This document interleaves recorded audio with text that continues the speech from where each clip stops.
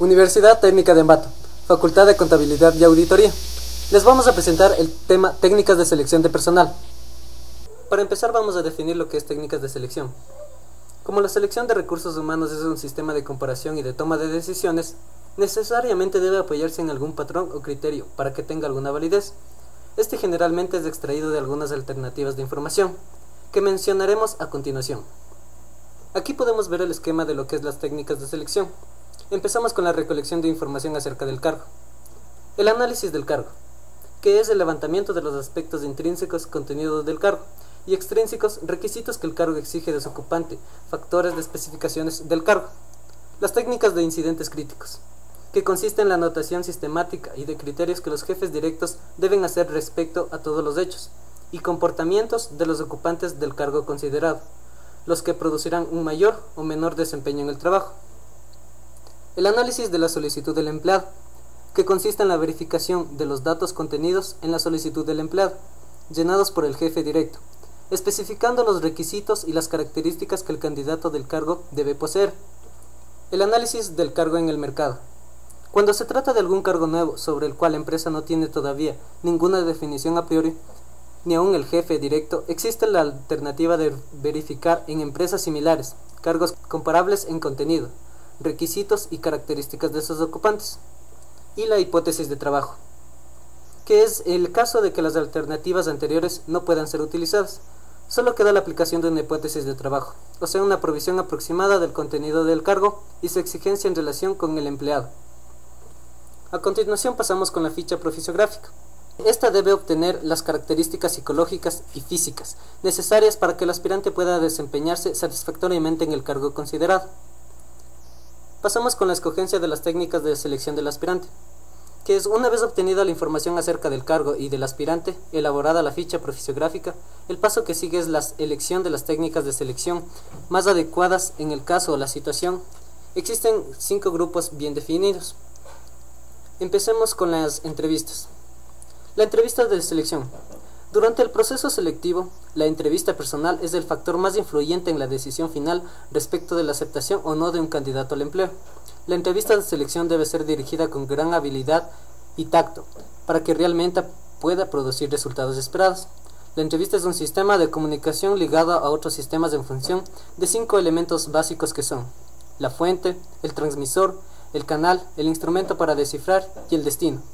En el transcurso de la entrevista, los 5 pasos anteriores operan de manera probabilística y no determinista, ya que puede ocurrir un ruido o interferencia en uno o en todos.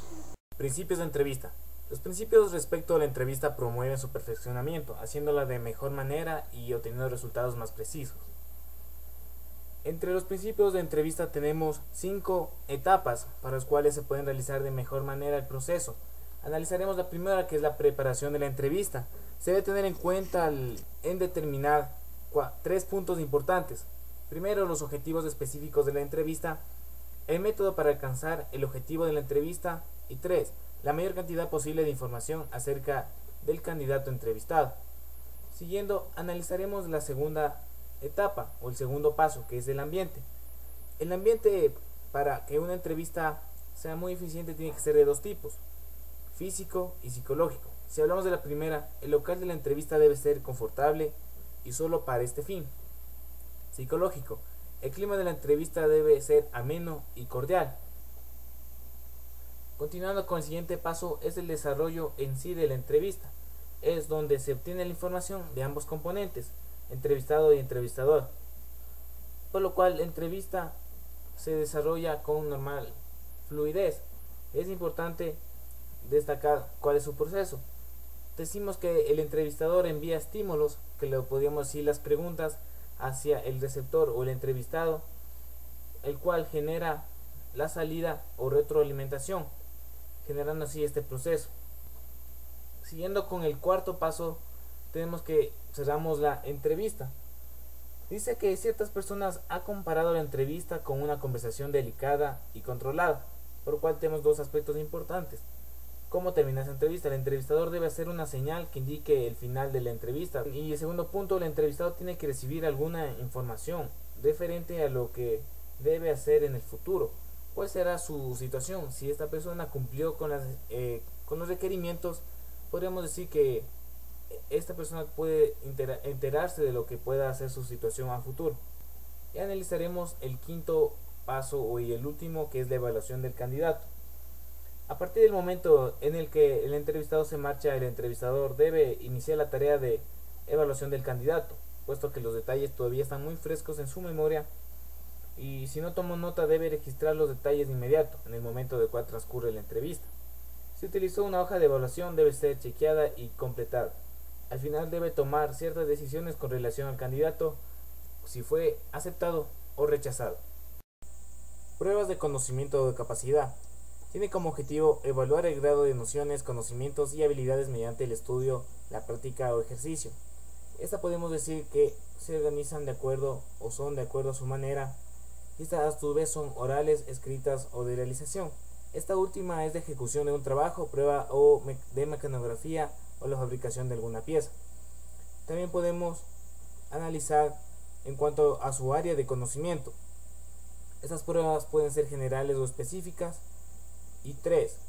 A la manera como se elaboran las pruebas de conocimiento. Cuando se realiza por escrito pueden clasificarse en tradicionales, abarcan pocos ítems, poseen pocas preguntas formuladas en el modo del examen. Tenemos que son objetivas, mediante pruebas objetivas, poseen mayor número de preguntas, abarca un área más grande de conocimientos del candidato, exigen preguntas breves y precisas. Y C. Mixta, se utiliza tanto la forma tradicional como la objetiva. Tenemos test psicométricos. Es una medida objetiva y estandarizada que mide el comportamiento. Se refiere a las capacidades, aptitudes, intereses o características del comportamiento humano. Se basan en las diferencias individuales, analizan en qué y cuándo varía la capacidad o aptitud del individuo en relación con el grupo tomado como patrón de investigación. Aquí podemos analizar que aptitud más entrenamiento es igual a capacidad. ¿Qué tenemos por aptitud? Aptitud es la potencialidad o predisposición de una persona para desarrollar una habilidad o un comportamiento, y esta es innata. El entrenamiento es el desarrollo en sí, cómo nos preparamos el día a día para afrontarnos, y esto nos da igual a una capacidad. ¿Y qué es la capacidad? Es la habilidad de la persona en determinada actividad o comportamiento, y se quiere a partir del desarrollo de una actitud mediante el entrenamiento o práctica. Los test de personalidad analizan las características determinadas tanto por el carácter como por el temperamento. Estos pueden ser genéricos cuando revelan los rasgos generales de la personalidad, y específicos cuando investigan determinados rasgos de los aspectos de la personalidad. Entre los test genéricos de personalidad tenemos el psicodiagnóstico miocinético, el cual afirma que las perturbaciones de las tensiones psíquicas se experimentan en el dominio de los movimientos musculares. El test Z es una prueba objetiva de manchas de tinta creada en 1942 por el psicólogo suizo Hans Sulliger, y el cual mide las diferentes reacciones de los individuos ante la presencia de las manchas. El test del árbol de Carl Koch, el cual permite la exploración de la personalidad mediante la interpretación de la proyección de la imagen corporal. El test de la figura humana de Karen McCover ayuda a evaluar la influencia del medio en la determinación de la imagen corporal y sus desvíos normales y patológicos. Los test específicos de personalidad. Tenemos el inventario de intereses, en el cual la selección recae sobre los 10 grupos profesionales, entre los que se encuentran las ciencias biológicas, la computación, los negocios, entre otros. Otro test tenemos es la estructuración de frases, el cual tiene muchas ventajas y ayuda a determinar frustraciones y aspiraciones en el área de trabajo. Además de la autobiografía dirigida, el cual ayuda a la orientación vocacional para la consejería y la ubicación en el puesto de trabajo. Por último, tenemos las técnicas de simulación, en el cual el aspirante es sometido a una situación de simulación de algún acontecimiento que pueda ocurrir en su próximo trabajo. Esperamos de antemano que la información le haya sido de su agrado. Muchas gracias.